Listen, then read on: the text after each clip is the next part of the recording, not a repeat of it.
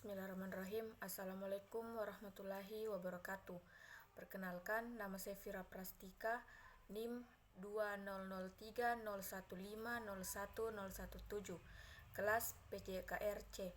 Di sini saya akan menjelaskan atau mempresentasikan tentang bagaimana memotivasi. Sering terjadi bahwa aspek motivasi lebih banyak diabaikan oleh para guru atau pelatih yang menganggapnya sebagai bukan masalah sama sekali.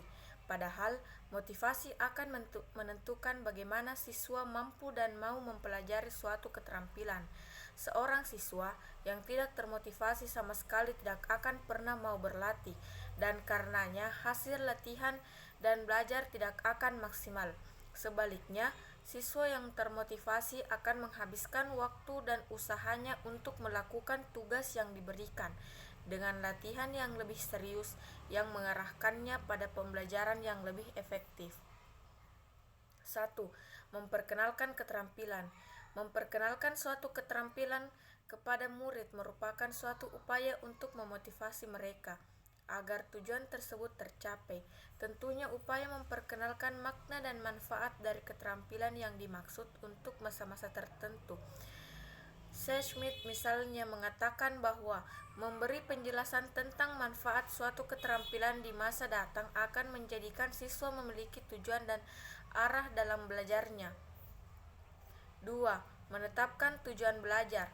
Cara lain yang baik untuk menumbuhkan motivasi adalah dengan cara menetapkan sasaran atau tujuan belajar. Schmidt mengemukakan bahwa dari penelitian Locke dan Brian, siswa diminta untuk menetapkan standar dan melakukan sebaik-baiknya menunjukkan manfaat dan usahanya itu. Yang ketiga, knowledge of result.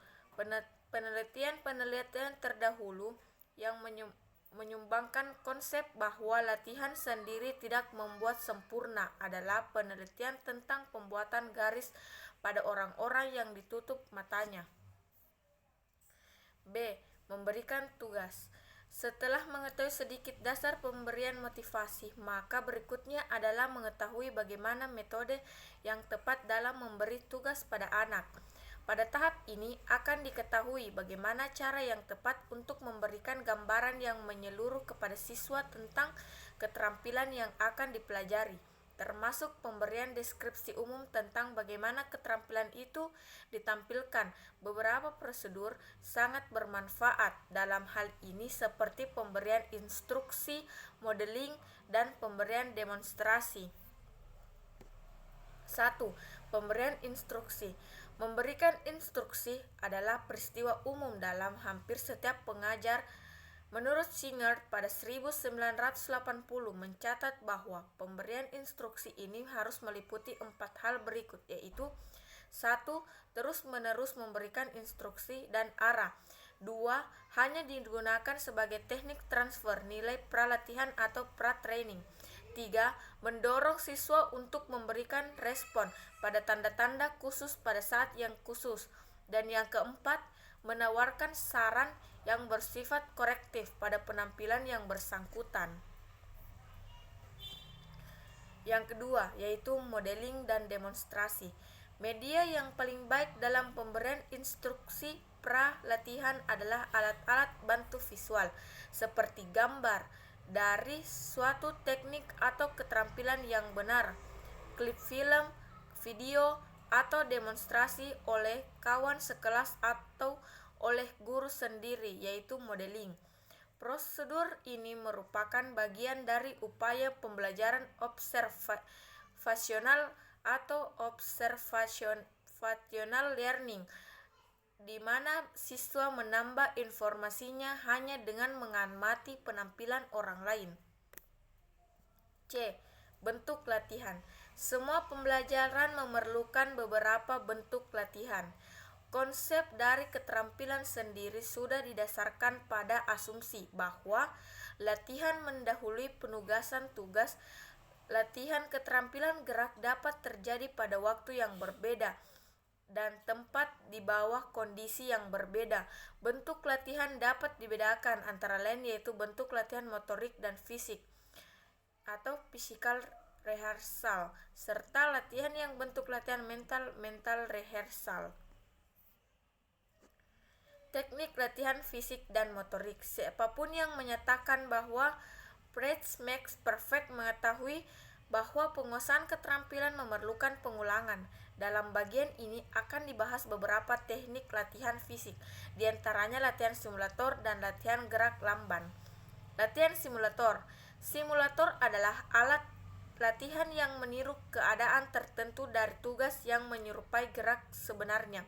Simulator sering berupa alat yang rumit, canggih, dan mahal seperti alat yang digunakan untuk melatih pilot. Latihan gerak lamban. Suatu metode untuk menyederhanakan latihan dari keterampilan target adalah latihan gerakan lamban. Latihan gerakan lamban akan menghasilkan beberapa manfaat. Teknik latihan mental rehearsal. Latihan mental adalah proses latihan dengan cara memikirkan atau membayangkan secara mental aspek tertentu dari keterampilan yang sedang dipelajari tanpa terlibat dalam segala macam gerak sesungguhnya. Dalam kasnah pelatihan kita, praktek pelatihan mental juga sering disebut latihan nirgerak atau nirmotorik. Praktik mental. Teori awal dari latihan mental dirumuskan oleh Sachs pada 1943 yang mengusulkan bahwa jenis latihan nirgerak ini memudahkan pembentukan elemen simbolik dan keterampilan.